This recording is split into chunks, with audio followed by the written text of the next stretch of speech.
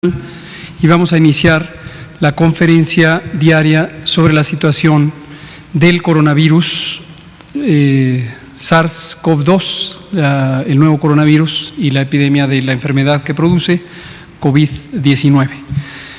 Hoy vamos a abrir un espacio más amplio para preguntas. Nos da la impresión de que se han quedado preguntas pendientes. Vamos a empezar con usted, que quedó pendiente ayer, y nos vamos a ir de atrás para adelante. Ajá. ¿Ya ven?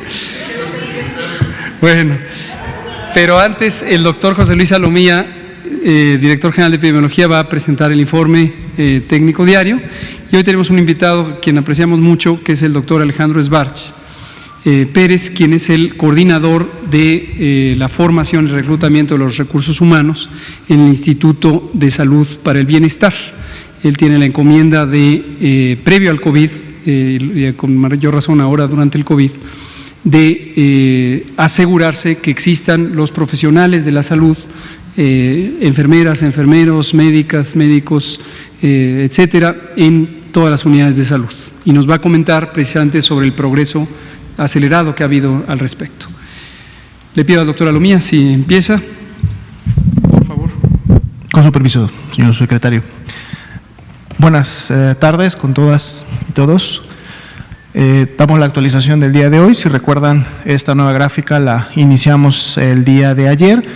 Consideramos que más allá del mapa, en donde pues prácticamente ya se ven todos los países a nivel mundial pintados de color rojo, lo que significa que hay transmisión comunitaria en los mismos, nos da una representación un poco más visual de cómo se está llevando a cabo la transmisión en los últimos días y cómo se ha dado esta a través desde el inicio de la pandemia allá en China.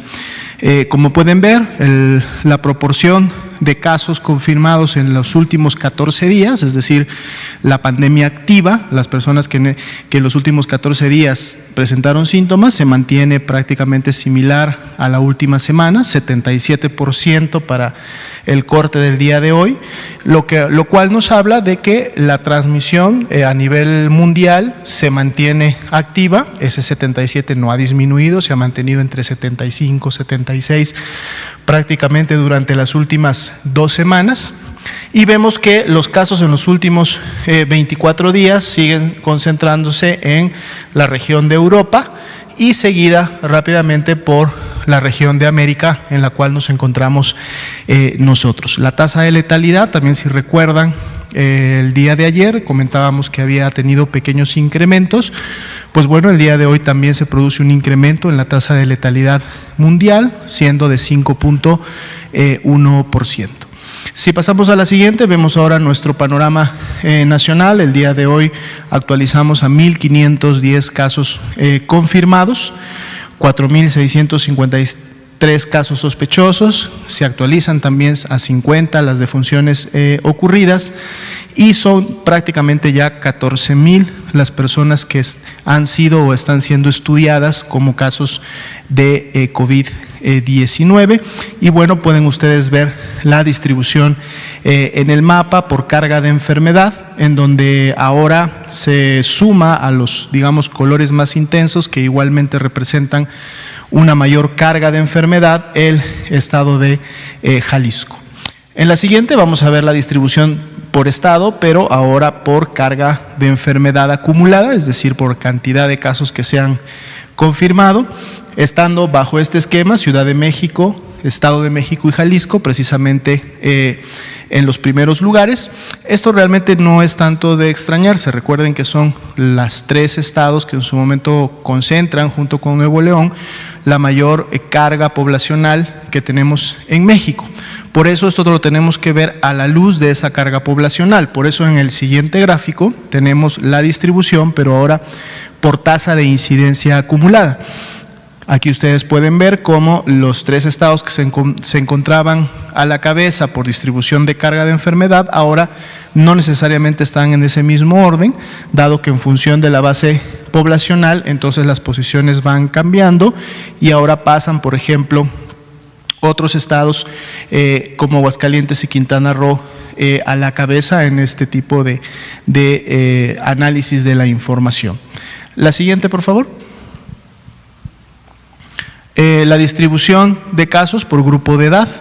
Podemos seguir apreciando cómo son los grupos de edad en la medida que se va avanzando en la cantidad de años, pues tenemos mayor carga de enfermedad, siendo inclusive los mayores de 65 años, los que están prácticamente también a la misma distribución que los de 30 a 34 y 40 a 44. Sin embargo, por carga acumulada, vemos cómo la mayor cantidad de casos se sigue todavía reflejando en la población adulta, joven, en edad productiva, que lógicamente es la que tiene la mayor dinámica social de movilización.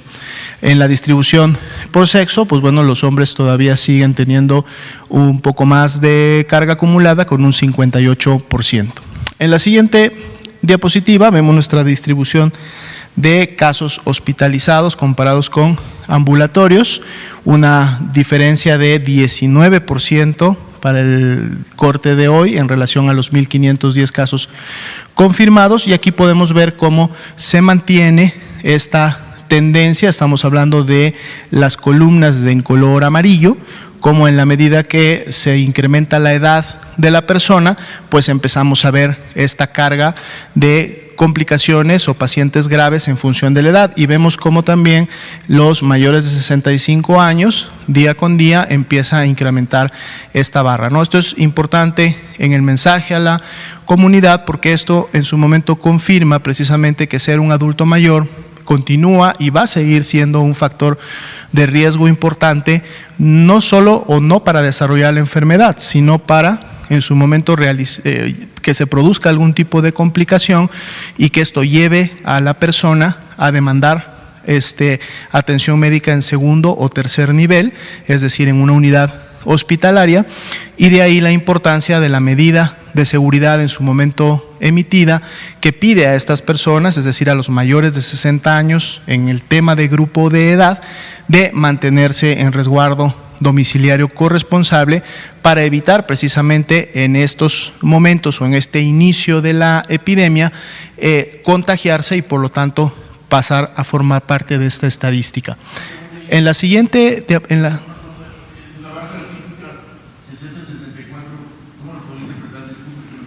bueno, eso es lo que sucede en la realidad, o sea, es decir, si hay de 60 a 64, eso es lo que tenemos registrado, así se ha producido en la comunidad, es la manera como se registra.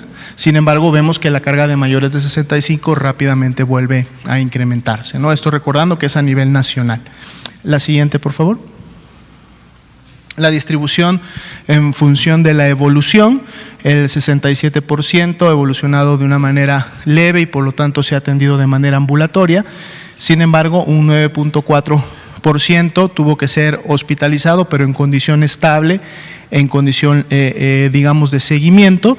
Pero sí tenemos un 5.6% que tiene la característica de ser graves y también un 1% en condición crítica, que precisamente representan a los pacientes que han necesitado ser intubados por haber falla pulmonar. La siguiente, por favor. La distribución en su momento de estas defunciones también por el estado en la cual ocurrieron, igualmente concentradas por cada una de las entidades federativas. Esto es información para que ustedes también la puedan revisar. La siguiente, por favor. La distribución de las defunciones precisamente por grupo de edad, y aquí podemos ver, a diferencia de lo que veíamos en la distribución de edades de todos los casos confirmados, es decir, todas las personas que han padecido o están padeciendo la enfermedad, aquí en las difunciones sí vemos claramente una tendencia bastante marcada a, en la medida que se incrementa la edad, el riesgo de fallecer es mayor, y de hecho las mayores cargas de estas defunciones son precisamente a partir de los 55, los 60 y los mayores de 65 años. Por la distribución de sexo, los hombres siguen teniendo una alta proporción en el tema de las defunciones, con un 86%. La siguiente, por favor.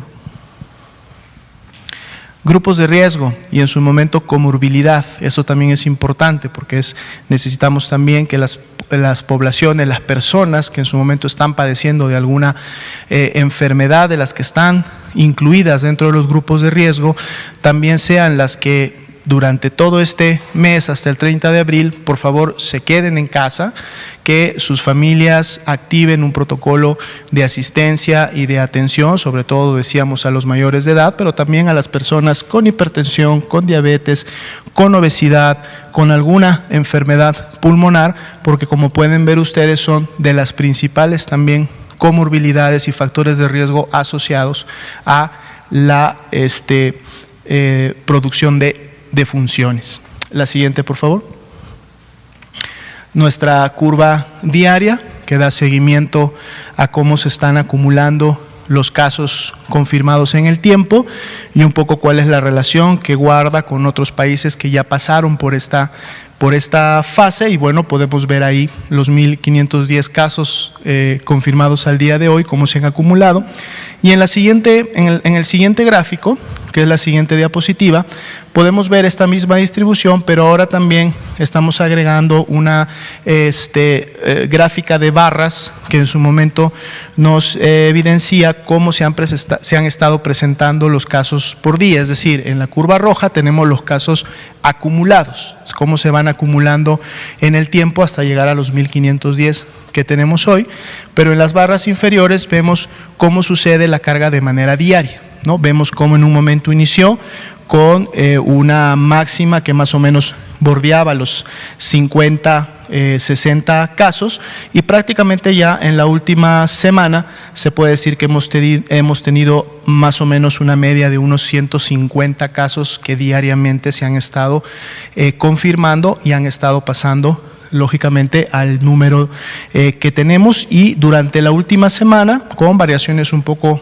mayores o menores, se puede decir que hemos tenido prácticamente una tendencia constante en la última semana de cómo se han ido confirmando los casos, sin evidenciarse aún todavía un crecimiento acelerado como tal o un pico que pudiéramos encontrar en la base de la curva de casos incidentes, ¿no? Es decir, aquellos que por día se han ido confirmando.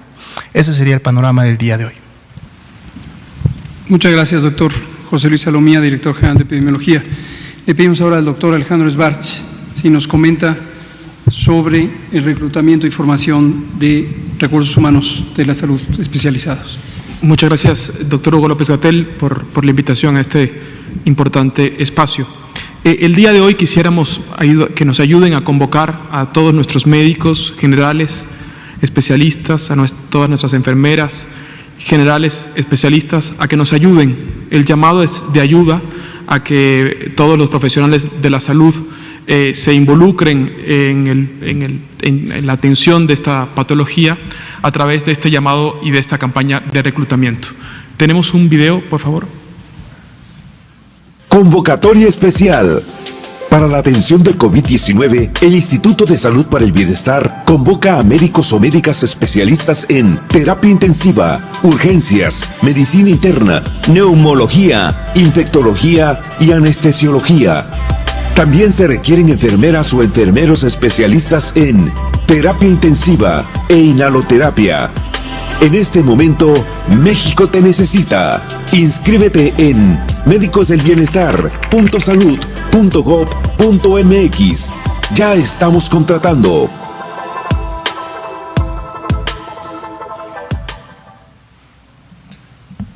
Bueno, como ustedes saben, en la fase 2 de la reconversión hospitalaria también tenemos que prepararnos en cuanto a los recursos humanos, y este es el llamado a toda la comunidad de médicos y de enfermeras del país a que nos ayuden al manejo de esta entidad patológica. Muchas gracias. Hay una presentación también. Este es el banner de comunicación. Estas son las especialidades que en este momento más necesitamos. Especialistas en terapia intensiva, en urgencias, en medicina interna, neumología, infectología y anestesiología.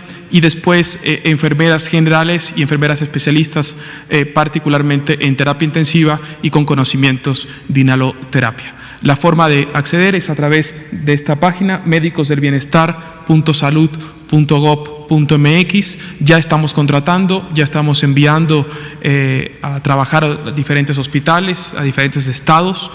La etapa de reconversión en nuestro país ya inició y esto incluye que ya estemos preparados en la capacidad de respuesta de recursos humanos. Entre todos y gracias a ustedes.